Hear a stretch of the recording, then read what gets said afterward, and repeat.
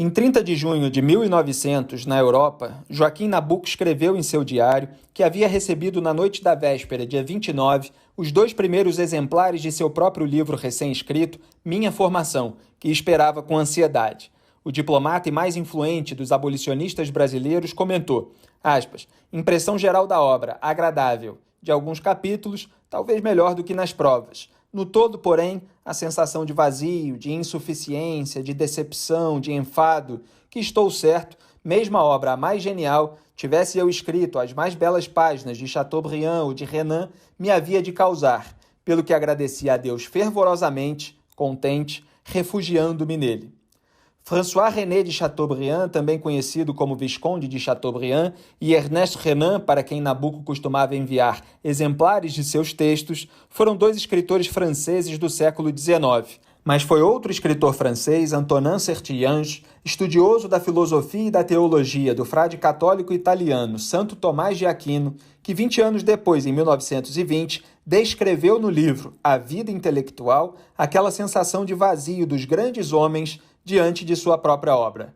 Para Sertilhanges, aspas, estudar verdadeiramente alguma coisa é evocar gradativamente o sentimento de todas as outras e de sua solidariedade. É mesclar-se ao concerto dos seres, é unir-se ao universo e a si mesmo.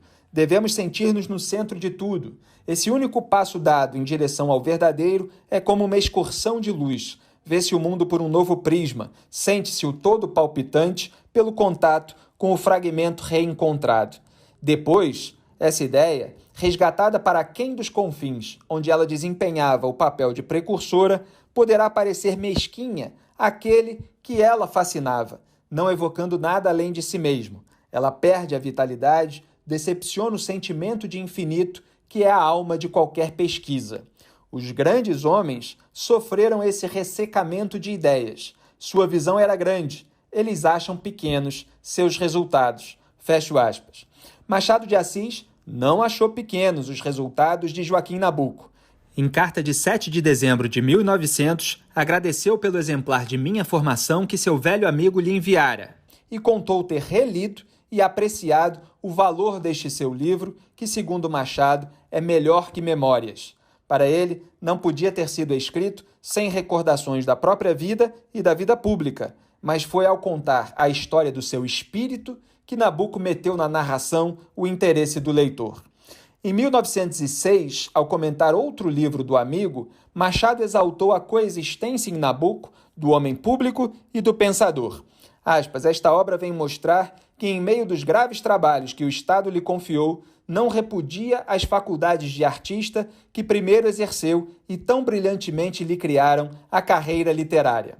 Há nestas páginas a história alternada da influência religiosa e filosófica, da observação moral e estética e da experiência pessoal, já agora longa. Fecho aspas.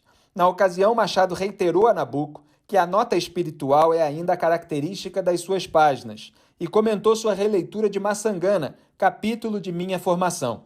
Aspas, tudo respira esse passado que não torna, nem com as doçuras ao coração do moço antigo, nem com as amarguras ao cérebro do atual pensador.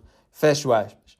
Ambos revisitavam a inocência da juventude com as amarguras da velhice, de modo que Maçangana também influenciou a literatura de Machado naquele período.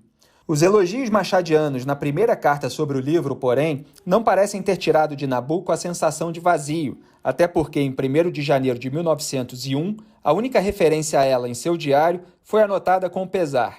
Aspas, hoje recebi uma carta do Machado de Assis sobre minha formação. Fala-me também da morte do Gusmão Lobo. Fecho aspas. Machado havia relatado a grande consternação com a perda desse, aspas, talento privilegiado, forrado de um bom coração, capaz de aturar trabalhos longos. Serviu a homens e ao seu partido como poucos e figura entre os principais líderes da abolição. Não pude ir ao enterro, mas vou à missa daqui a poucos dias e lá verei os restantes heróis. Não todos, porque a vida levou alguns para a Europa, a morte a outros para a sepultura. Fecho aspas.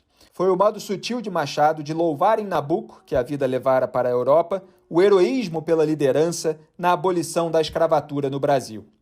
Esses foram grandes homens que deixaram grandes obras na vida pública e intelectual e que, mesmo assim, não se davam por satisfeitos e trocavam ideias numa excursão de luz, buscando o sentimento de infinito e unindo-se cada um ao universo e a si mesmo. Num período de distopia moral e mental, em que os chefes traiçoeiros da nação e seus vassalos se exaltam diariamente, sem qualquer talento benigno, nem mérito pessoal, que dirá contribuição histórica, cultural e política, que chegue aos pés do exemplo e do legado desses homens, quando mesmo o Brasil, que teve Joaquim Nabuco como embaixador, passou a ter como postulante ao cargo um chefe de militância virtual anônima como Eduardo Bolsonaro, que teve Nabuco e Gusmão Lobo como líderes abolicionistas, tem Jair Bolsonaro, Dias Toffoli e Augusto Aras como líderes da sabotagem do combate à corrupção, que contou com Machado de Assis na retaguarda literária e conta agora com jovens e velhos oportunistas como porta-vozes do poder em veículos financiados pelo governo, é imperioso resgatar e refugiar-se nas grandes vidas e obras de outrora, a fim de restabelecer os parâmetros de um povo anestesiado. Só assim, a impressão geral do país pode ficar menos desagradável.